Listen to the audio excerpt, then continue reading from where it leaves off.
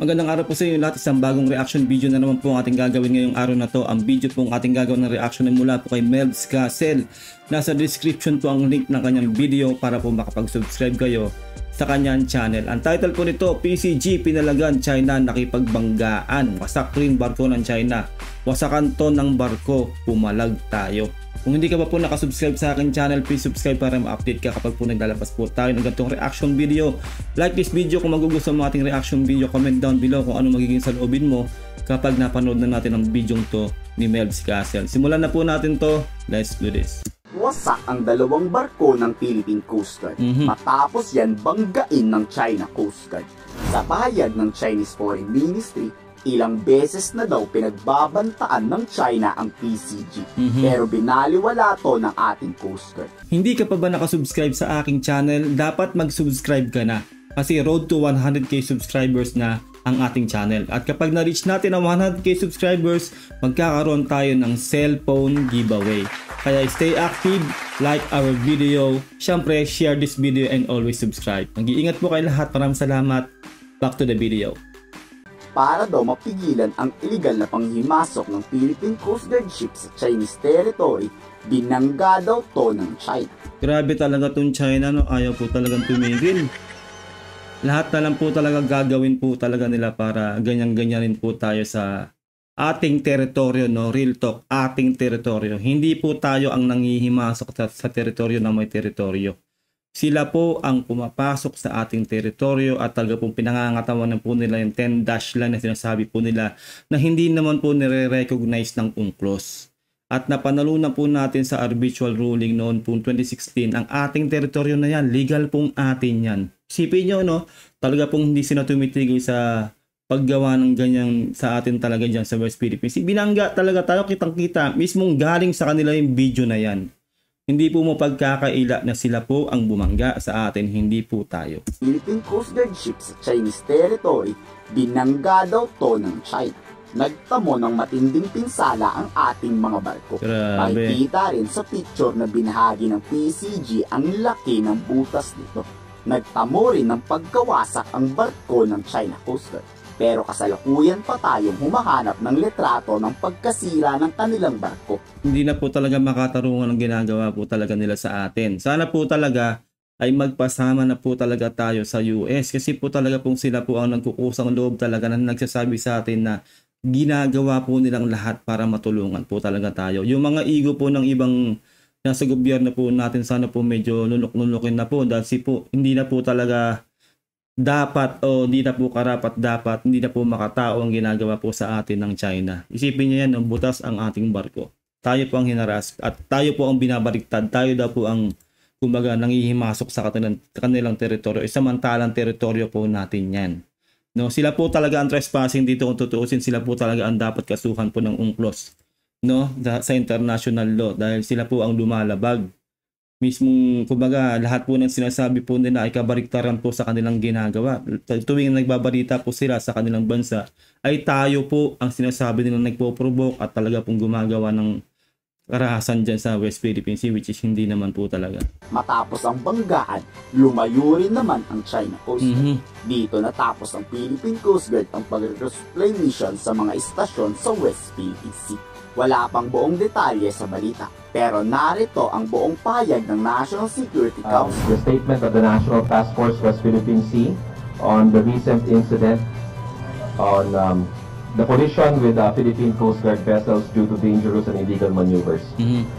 This morning, the Philippine Coast Guard vessel BRP Magakay MRRV 4410 and BRP Cape Ingenio MRRV 4411 encountered unlawful and aggressive maneuvers from Chinese Coast Guard vessels while en route to Patag and Lawak Islands in the West Philippine Sea. Kumaga talagang tinatanggalan na nila tayo ng karapatan na malayang maglayag dyan sa ating mismong teritoryo. Yun po yung nakakainis talaga dito eh.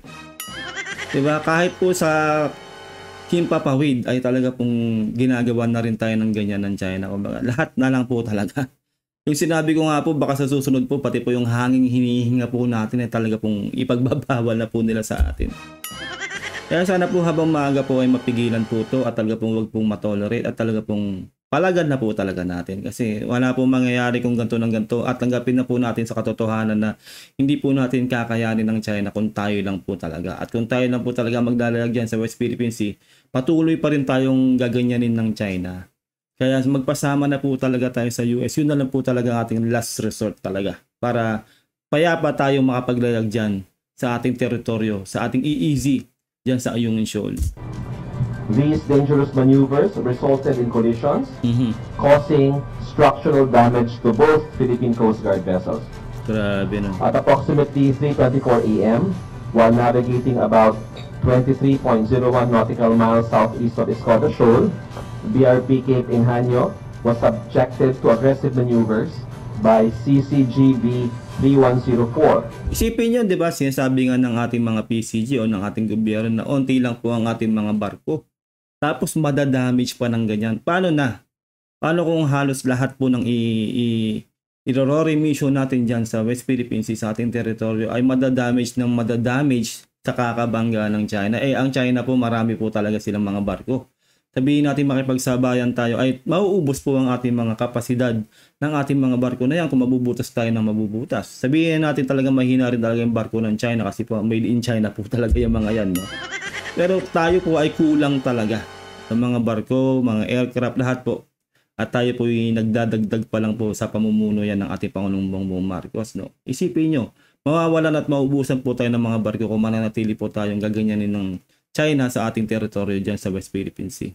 This resulted in a collision with the starboard beam of the vessel, creating a hole on the deck with an approximate diameter of 5 inches. Grabe, laki nun. Shortly after, at 3:40 a.m., BRP Bagakay, approximately 21.3 nautical miles southeast of Escoda Shoal, was rammed twice on both her port and starboard sides by CCG vessel 21551, leading to minor structural damage. Grabe. Despite these incidents, both PCG vessels remain committed to and shall proceed with their missions. Ayun naman talaga eh. Siyempre kahit anong mangyari, dire-diretso ang mission. Pero ang maganda kasi talaga dito ay kung hindi na po talaga tayong magagawa ng ganyan ng China sa ating teritoryo. Kasi po, mauubos talaga tayo. Yung mga barko natin, mauubos yan. Madadamage na madadamage. Ikukumpuni na naman yan. Isipin nyo yon. Kung tayo po ay talagang merong kasama, hindi po nila gagawin yan. Mangingilag po talaga ang China. At talaga pong, isipin nyo, dadami po ang ating mga, ating mga barko, ating mga aircraft. Hindi po, imbis na ibuhos sa pagkukumpuni sa ating mga sirang barko, o mga aircraft, kung sakali man pati sa air ay gaganyanin po tayo, ay talaga pong dadami. Mapipreserve po talaga. At talaga pong makakapaglayag po tayo ng malaya dyan sa West Philippine Sea kapag kasama po natin ng US. Kaya sana po talaga mapag-isipan po talaga ng gobyerno natin yan. Kasi po, imbis na yung budget ay mapupunta doon sa pagre-resupply mission o sa kung anumang pakay natin sa pag-rory mission dyan sa West Philippine Sea, ay mapupunta pa po doon yung budget sa pagkukumpuni ng mga butas o mga may damage po natin mga barko.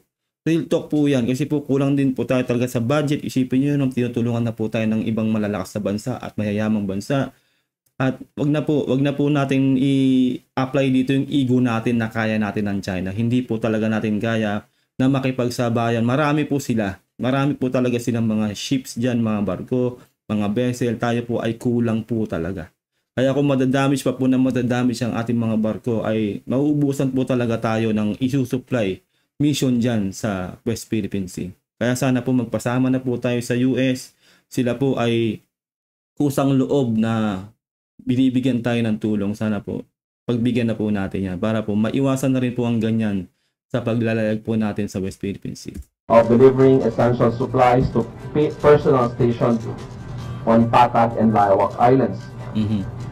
The PCG stands firm in its responsibility to ensure the safety and security of our maritime domain while addressing any and all threats to our national interest.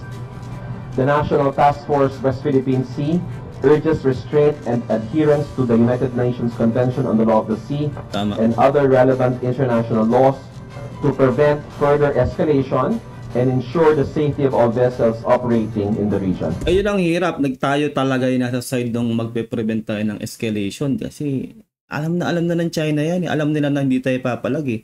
Pero nga, yun nga, okay lang kung talagang makakasuhan sila sa UNCLOS Kaso yung UNCLOS parang wala Parang wala ring galaw. Kung iisipin natin dito, di ba, parang ano naman nangyayari, hindi naman sila nakakasuhan.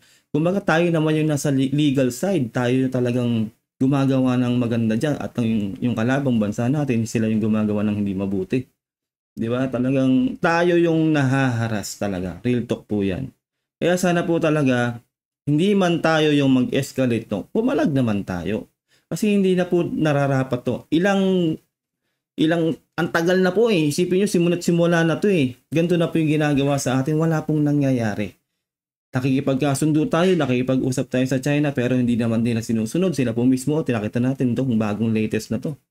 Diba? Na talagang tayo pa rin talaga yung ginawa ng ganyan, nabutasan na nga na naman tayo ng barko. Isipin nyo, walang saysay na makapag-usap sa China.